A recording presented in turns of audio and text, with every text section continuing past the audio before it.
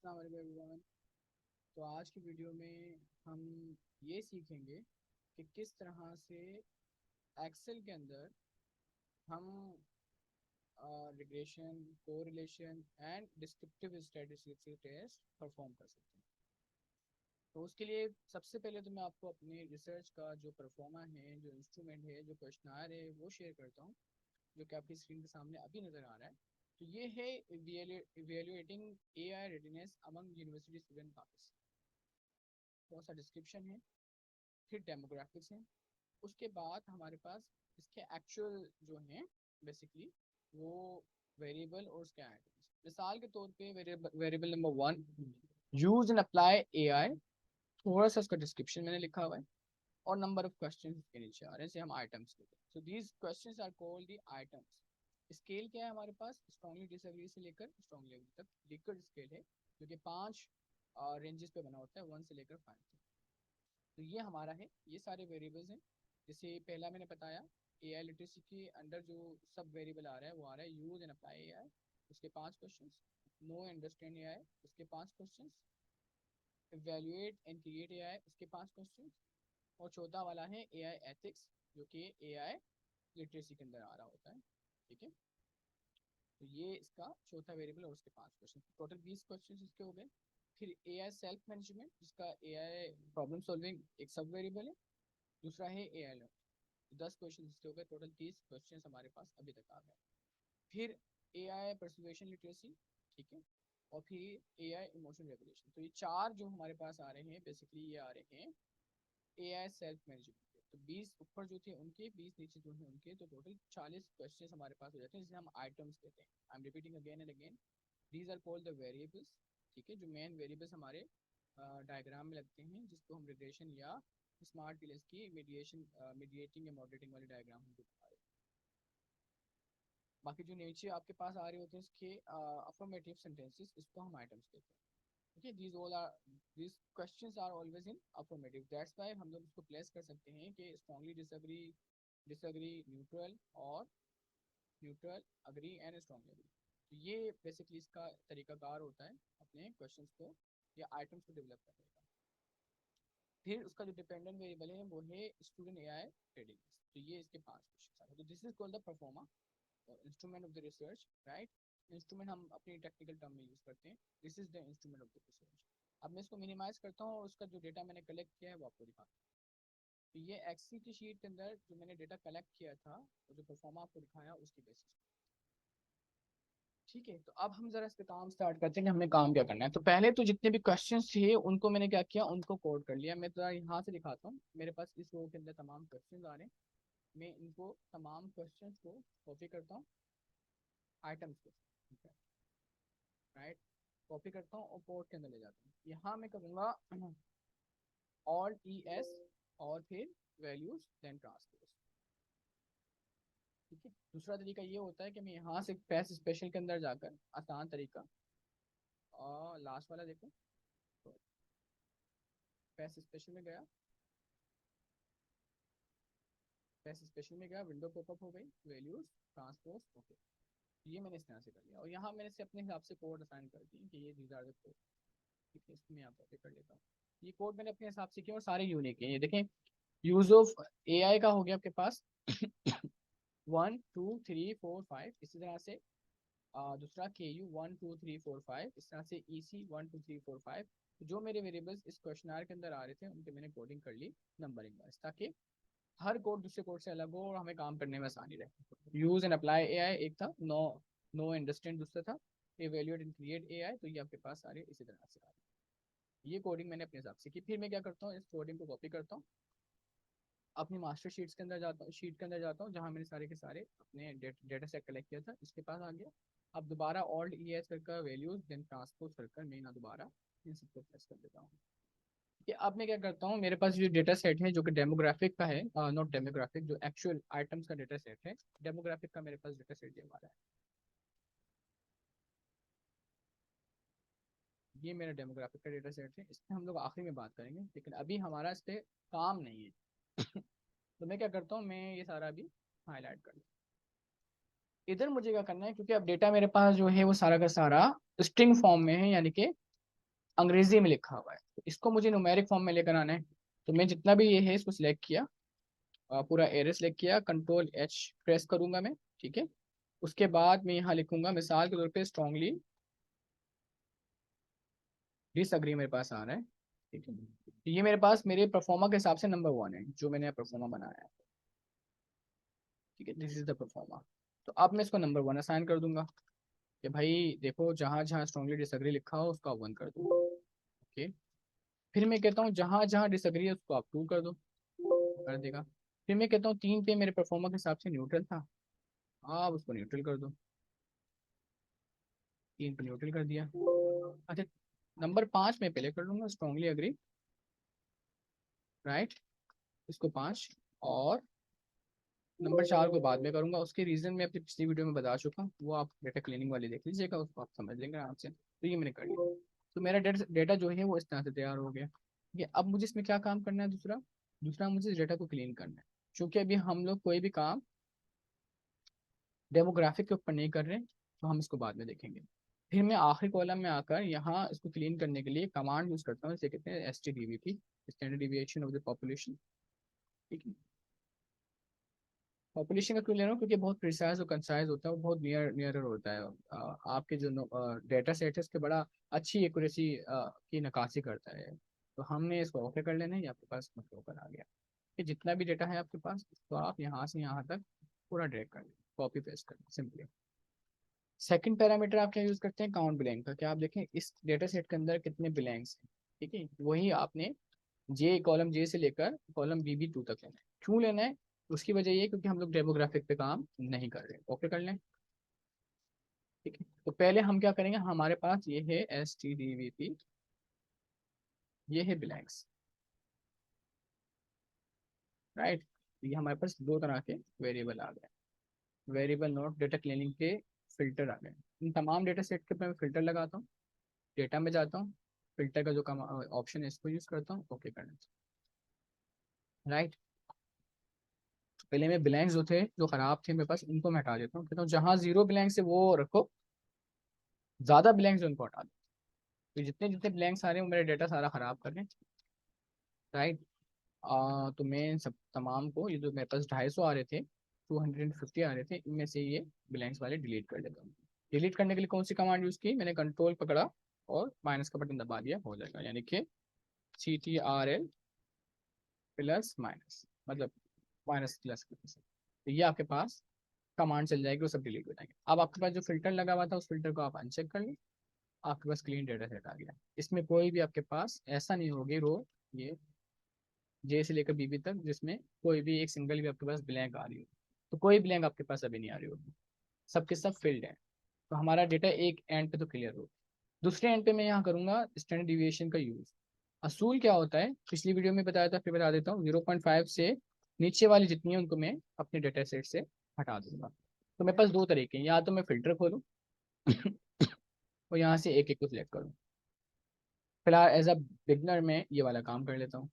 दूसरा सॉर्टिंग वाला मेथड होता है, लेकिन हम वो नहीं कर रहे, हम एज अ बिगनर चलते हैं और इसको यहाँ से करते हैं। वो मेथड सीखना है तो मेरी पिछली वीडियो में जाएं, वहाँ पर मैंने यूज़ किया हुआ है, आप यूज़ कर लें। बस यहाँ तक मैं करता हूँ।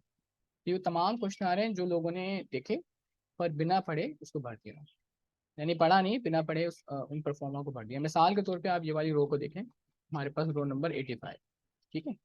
आपके पास जो नंबर ऑफ क्वेश्चंस थे वो थे 45। इसने क्या किया, तमाम क्वेश्चंस के अंदर यानी आइटम्स के अंदर, बेसिकली आइटम में मुझे कहना चाहिए, उन आइटम के अंदर पाँच पाँच पाँच पाँच पाँच पाँच पाँच पाँच पाँच, यानी उनको जहमत भी नहीं हुई कि परफॉर्मा पढ़ लें, उन्होंने एक ही जैसे सब लगा दिए। तो इस तरह की जो वेरिएशन होती है वो डेटा सेट को खराब कर। अब आपने क्या करना है, इसके साथ भी सेम ट्रीटमेंट करेंगे। आप ये सारे उठाएं, कंट्रोल पकड़ें, माइनस का बटन दबाएं और डिलीट कर दें, क्योंकि ये सारा गार्बेज, रबिश, बेकार, बकवास डेटा है, इसको हटा लें आप। फिल्टर को अनचेक करें, क्लीन डेटा आपके पास आ गया। अब क्योंकि परफॉर्मा में हमारे पास दो सवाल और थे जो बड़े इंटरेस्टिंग क्वेश्चन थे, वो मैं आपको दिखाता हूँ। इस परफॉर्मा के आखिरी में मैंने जो सवाल आपको दिए हुए थे वो सवाल ये हैं कि are you aware of AI chatbot, क्योंकि रिसर्च AI चैटबॉट के ऊपर है, इसीलिए पहला सवाल ये था और ये मैंने गूगल फॉर्म में भी दिया हुआ है। और दूसरा सवाल था do you have any experience using AI chatbot. वो तमाम लोग जिन्होंने इसके आगे लिखा होगा नो, इसके आगे लिखा होगा नो, तो वो हमारी रिसर्च का पार्ट नहीं होंगे। तो these are called the irrelevant population of the research. अगर हम इनको रख भी लेते हैं तो हमारे डेटा सारा जो है वो सही तरह से जो है ना रियलिटी को प्रेजेंट नहीं करेगा। तो हमें अब क्या करना है, जो कि मेरे पास शुरू में जो क्वेश्चंस आ रहे थे वो कॉलम एच और कॉलम आई के अंदर है। तो पहला काम मुझे क्या करना है, इस पे फिल्टर लगाना है और जहाँ जहाँ नो था वो तमाम को उठाना है और यहाँ से सेम सेम ट्रीटमेंट इन सबको मुझे डिलीट कर लेना है, अनचेक करना है, ओके कर लेना है। फिर सेम ट्रीटमेंट हम इस पे भी करेंगे, ठीक है। यहाँ भी यही करेंगे कि जो जो नो थे उनको भी चेक करेंगे और उनको अपने डेटा सेट से बाहर कर देंगे। क्यों बाहर कर रहे हैं, क्योंकि हमारे ये रेलेवेंट पॉपुलेशन वाले स्ट्रक्चर में नहीं आ रहा। तो this is called the irrelevant population. Again uncheck करें, आपके पास अब आ गया क्लीन डेटा सेट। तो this is one of your clean data set जो हमें चाहिए था। डेमोग्राफिक के लिए मैंने क्या काम किया है आपका टाइम बचाने के लिए, एक मैं बता देता हूँ, बाकी हमारी पिछली वीडियो में आप देखकर समझ सकते हैं, अंडरस्टैंड कर सकते हैं। जैसे मिसाल है, अगर मेरे पास यहाँ मेल और फीमेल दोनों आ रहे हैं, आप ये देखें 250 में से बचे कितने, 176, राइट। इनके ऊपर हमें काम करना है। तो अब डेमोग्राफिक के चेंजिंग के लिए हमें क्या करना पड़ता है, हम सिलेक्ट करते हैं, कंट्रोल एच करते हैं, ठीक है। यहाँ अगर मिसाल के तौर पे मेल लिखा है तो मैं इसको कहता हूँ 1 कर दो, क्योंकि तमाम डेटा हमारे पास न्यूमेरिक फॉर्म में होना चाहिए, कोई भी सिंगल चीज भी हमारे पास जो है वो अल्फाबेट में होना चाहिए, वन सिस्टम उसको अंडरस्टैंड नहीं करेगा। मेल कर दिया, ओके। जहाँ फीमेल हो, सॉरी इनफैक्ट हमें पहले फीमेल को करना चाहिए, तो जहाँ पहले फीमेल है उनको आप पहले करें, ताकि डेटा आपका, ये मैंने पिछली वीडियो में बताया भी था। फीमेल को मैं मिसाल के तौर पर 1 कर लेता हूँ और मेल को मैं कर लेता हूँ, ये मैंने कर लिया 2। तो ये मेरा एक जो अल्फाबेट वाला सेगमेंट आ रहा था उसको मैंने अपने नंबर में कन्वर्ट कर दिया। अगेन दोबारा हम क्या काम करते हैं, अब हमारे पास एक क्लीन डेटा शीट मैंने जो बनाई थी मैं आपको दिखाता हूँ। This is my clean data sheet जो मैंने करी हुई है ऑलरेडी, राइट। इसके ऊपर बिल्कुल एकदम क्लीन डेटा शीट थी, इसके ऊपर मुझे सिर्फ एक छोटा सा काम करना है। अभी we are not going towards the demographics, right. हम लोग अभी इस पे बात नहीं कर रहे हैं, ना ही इस वीडियो में डेमोग्राफिक पे कुछ काम करेंगे। कोडिंग करना मैंने पहले वीडियो में बता दी थी, इसकी कैसे होगी वो जरूर देख लीजिएगा, इसकी डिस्क्रिप्शन के साथ भी मैं वो लिंक कर दूँ। Now what we are going to do right now, हमने क्या करना है, हमने अब रिग्रेशन रन करना है इसके ऊपर। ये सारा डेटा हमने क्लीन कर लिया और सब चीज़ें कर लिया। मसला क्या होता है, मसला ये होता है कि जब हम रिग्रेशन रन करने जाते हैं तो रिग्रेशन कभी भी आइटम्स के ऊपर रन नहीं होती। मुराद कहने की ये है कि मैं कभी ये नहीं कर सकता कि UA1 को रिग्रेस करूं, जो मिसाल के तौर पे एग्जांपल स्टूडेंट AI रेडियस के क्वेश्चन नंबर या आइटम नंबर 1 के साथ, कभी भी ऐसा नहीं होगा। असूल ये होता है कि जब आप प्राइमरी रिसर्च करते हैं, उस प्राइमरी रिसर्च में नंबर ऑफ आइटम्स का आप एवरेज लेते हैं। तो मीनिंग इसकी ये होती है कि मिसाल है, अगर आपके पास वेरिएबल नंबर 1 है, यूज ऑफ AI जो है, इसके 5 आपके पास आइटम है, तो इन 5 का आपको एवरेज करना पड़ेगा। एवरेजिंग के बाद फिर रिग्रेशन रन होती है। तो यही काम मैंने किया है बिल्कुल एग्जैक्टली। सेकंड में भी आप यही करेंगे, जैसे आपके पास KU 1 2 3 4 5 इन 5 के आप एवरेज कर रहे होंगे। थर्ड में भी आप यही करेंगे कि जो आपके पास ये इन सबके एक आखिरी कॉलम में एवरेजिंग कर रहे होंगे। मैंने क्या किया, मैंने आखिरी कॉलम में सबकी एवरेजिंग कर ली। कौन कौन से कॉलम में, यहाँ से यहाँ तक मेरे जितने भी वेरिएबल थे, नो के नो, इन सबकी मैंने एवरेजिंग कर ली, ठीक है। मैं होम पे आता हूँ, उनको कलर भी कर दूँ, ये मैंने कलर कर दिया, ठीक है। एवरेजिंग कैसे की, एक में दिखा देता हूँ। एवरेज किया वही 5 के 5 क्वेश्चंस को जो मैं शुरू में दिखा रहा था, इनका एवरेज। कुछ भी एक्स्ट्रा ऑर्डिनरी मेथड मैंने यूज नहीं किया, सिर्फ एवरेजिंग की है बस। एवरेजिंग क्यों की है, उसकी वजह क्या थी, उसकी वजह ये थी कि एवरेजिंग करूंगा तो रिग्रेशन रन होगी ना। कभी भी रिग्रेशन आइटम्स के ऊपर रन नहीं होती, इस आइटम के ऊपर मैं दूसरा आइटम जो है वो रिग्रेस कर लूँ और रन। तो अब चूंकि हम लोगों का डेटा पूरा पूरा रेडी हो गया है, जिसके ऊपर अब हमें क्या करना है, बेसिकली हमें ये करना है कि इस डेटा सेट के ऊपर रिग्रेशन रन करना है। तो फिर हमने थोड़ा सा काम करना होता है, जो काम ये है कि आपको एक्सेल के एडवांस फंक्शन जो होते हैं उनमें जाना होता है। वो कैसे जाना होता है, अभी देखिए मेरे पास तो फंक्शन इंस्टॉल्ड है, तो वो टूल मेरे पास नज़र आ रहा होगा, राइट। कैसे, जब मैं डेटा में जाऊँगा तो यहाँ डेटा में आप देखें छोटा सा एक टूल होता है जिसे मैं कहता हूँ डेटा एनालिसिस टूल पैक। ये वाला टूल मेरे पास नजर आ रहा है क्योंकि मैंने इंस्टॉल किया है। आपके पास ये ना सॉल्वर होगा ना डेटा एनालिसिस टूल पैक होगा। वो क्यों नहीं होगा, क्योंकि आपको उसको इंस्टॉल करना पड़ेगा। कैसे इंस्टॉल होगा, उसके लिए हम क्या करते हैं, हम जाते हैं फाइल में, ऑप्शन में जाएंगे, फिर हम लोग एडिंग्स के अंदर जाएंगे। बस ये स्टेप जो मैं बता रहा हूँ आप इसको फॉलो करें। फिर यहाँ आखिरी में देखें मैनेज एक्सेल एडिंग्स, इस पे गो क्लिक करेंगे, फिर एक विंडो पॉपअप होकर आपके पास आएगी। आपने क्या करना है, आपने एनालिसिस टूल पैक के ऊपर चेक करना है। सॉल्वर मुझे वैसे नीड नहीं तो मैं इसको अनचेक कर लेता हूँ और मैं इसको ओके करता हूँ। ठीक है, अब वहां से सॉल्वर गायब हो गया और डेटा एनालिसिस टूल पैक आ गया। राइट, तो ये एक तरीका होता है, मेरे पास पहले से हुआ था इसलिए आपको शो हो रहा था, लेकिन आप जब इस पर चेक लगाएंगे, इस प्रोसेस को पूरा गो थ्रू करेंगे तो आपके पास ये आ गया। इसे करना क्यों जरूरी है डेटा एनालिसिस टूल पैक को, क्योंकि regression, correlation, covariance, descriptive statistics, one sample ANOVA, two sample ANOVA, ये सारे आपके पास जो टेस्ट हैं ये आपके पास डेटा एनालिसिस टूल पैक के अंदर आते हैं। तो अब हम लोग काम करते हैं, जो हमारा मेन पर्पस है वीडियो का वो ये है कि हमने रिग्रेशन रन करनी है। तो मैं क्या करता हूँ, मैं सिंपली बहुत आसान से एक मेथड यूज करता हूँ। मैं बोलता हूँ देखें भाई, आप क्या करें, आप बेसिकली इसको क्लिक करें, एक विंडो पॉपअप होकर आपके पास आएगी। वो आपसे पूछेगी आपने कौन सा टेस्ट रन करना। तो असूल ये है कि हम पहले डिस्क्रिप्टिव कर सकते हैं, कोरिलेशन कर सकते हैं, लेकिन हमारा अभी पर्पस है रिग्रेशन का। तो हम पहले रिग्रेशन यहाँ आते हैं, सर्च करते हैं, तो रिग्रेशन आता है आपके पास सैम्पलिंग के ऊपर बिल्कुल। इसको आप ओके करें, फिर एक और विंडो पॉपअप होकर आएगी जी। तो आप आपसे पूछता है कि आपका डिपेंडेंट वेरिएबल क्या है और इंडिपेंडेंट क्या है। इनपुट रेंज हमेशा जो होती है, इनपुट वाई रेंज आपका डिपेंडेंट वेरिएबल होता है। आपको याद है स्लोप की इक्वेशन हम लोग पढ़ते थे, Y is equal to M X plus C, ये वो है।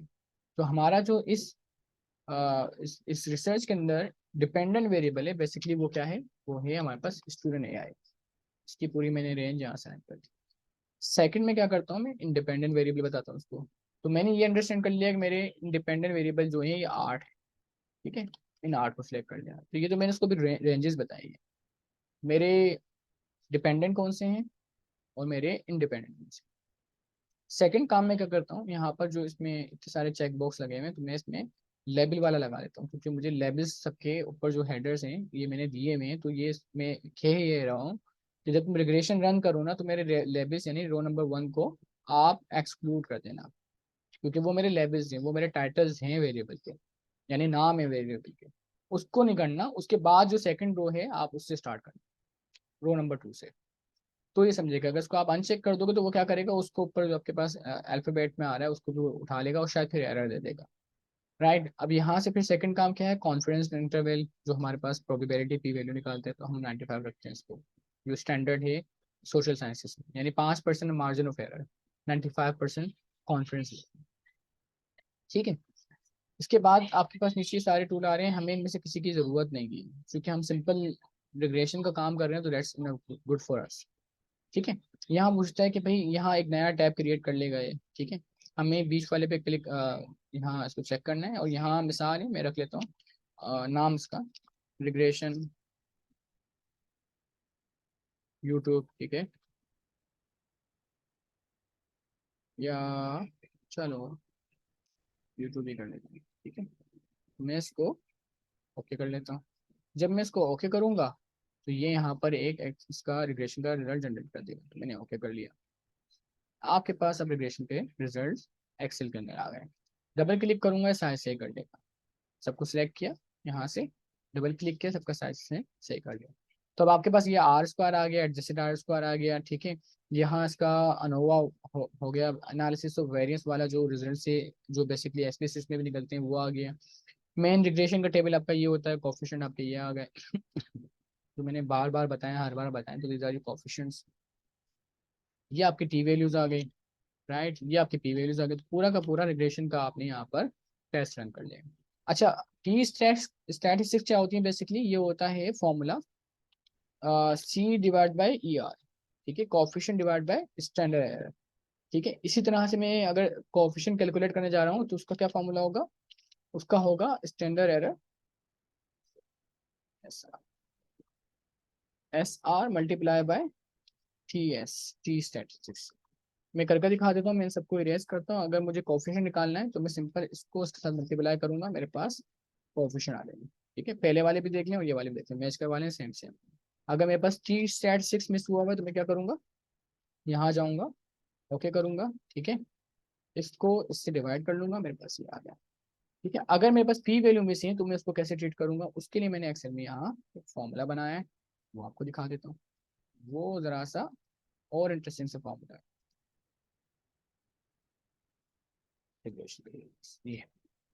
ये मैंने क्या किया, एक्सेल में टी डिस्ट्रीब्यूशन का टेबल यूज कर उसका फॉर्मूला निकाला, फॉर्मूला बनाया। कैसे बनाया वो थोड़ा सा इंटरेस्टिंग सा है, उसको मैं थोड़ा समझा देता हूँ। मेरे पास टी स्टैटिस्टिक्स से मिसाल समझ लें ऐसे कि मेरे पास पी वैल्यूज नहीं है, पी वैल्यू मैंने हटा दी यहाँ से। ठीक, मुझे अब क्या करना है, मुझे इसकी probability value P value calculate करनी है, मेरे पास टेबल नहीं है। तो उसको समझने के लिए मुझे पता होना चाहिए कि एक्सेल में टी डिस्ट्रीब्यूशन का टेबल होता है और टू टेल पॉपुलेशन का। तो यहाँ मैंने कर दिया T distribution two tail population, ठीक है, एब्सोल्यूट सबका लिया। फिर डी सेवनटीन कौन सा है मेरे पास, ये वाला नंबर, ये वाला सेल जो पहला मेरे पास टी स्टेट्स आ रहा है। 235 कैसे आया, ये मेरा अहम सवाल है। उसके लिए मैंने थोड़ी सी डिस्क्रिप्शन लिखी, जिसे मैं कहता हूँ डिग्री ऑफ फ्रीडम मांगता है आपसे, वो थोड़ा सा समझा दूँ। वो ऐसे आया 235 कि मेरे पास जो नंबर ऑफ रिस्पॉन्डेंट थे वो मिसाल है, अभी मेरे पास वो नहीं है, मेरे पास 179, ठीक है। 179 माइनस बाई 8 माइनस बाई 1, 8 क्या है मेरे पास वेरिएबल जिसमें डिपेंडेंट हटा दिया, एक डिग्री ऑफ फ्रीडम निकाल लिया मैंने, तो मेरे पास क्या बन जाता है, इसको मैं कैलकुलेट भी कर लेता हूँ यहाँ पर। आ,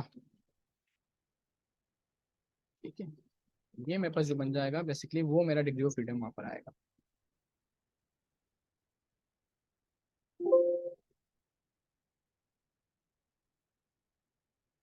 नहीं नहीं, ऐसा तो नहीं है। 179 माइनस 170 बन जाएगा ना, सीधा सीधा कर देता हूँ। ये 170 आना चाहिए, तो मैं यहाँ क्या करता हूँ, इसको 170 कर देता हूँ।